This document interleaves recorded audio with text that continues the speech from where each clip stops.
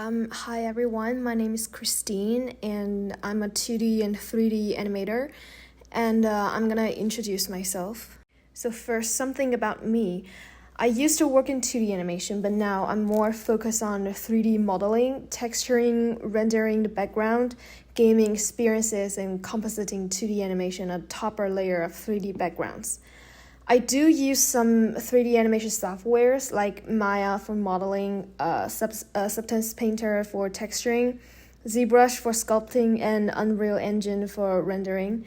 I can also use Toon Harmony, but I don't use that often. In the first 3 years in OCAD, I have also been through a lot, and I've also changed a lot. For the first year, I was still in DPXA. I took a lot of art history courses and some painting classes since DPXA requires those painting and drawing classes.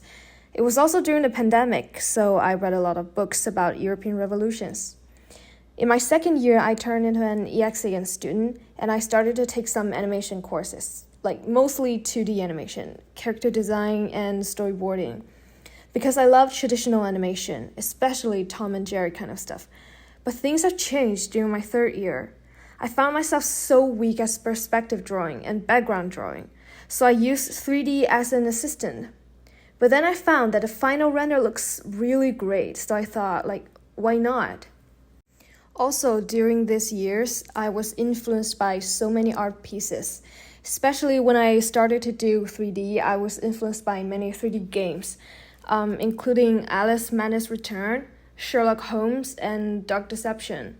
All of them give me a sense of gothic horror and dark fantasy aesthetic, which also makes me drown deeper and deeper into that world. Now finally, it's about my thesis. Last year in my Advanced Animation Studio 1, I had an idea of a story that happened in Victoria, London, but that story plot was too flat and there was no rising action and falling action. So I abandoned it in Animation Studio 2. But now I revision it into a different story with different characters, and I'm sure it's gonna work very well. It's about a famous mystery murderer, Jack the Ripper. I decided to continue my idea of making it to a fake documentary, like only black and white. But this time I'm gonna combine 2D animation with my 3D backgrounds and make the scene explorable for the audience.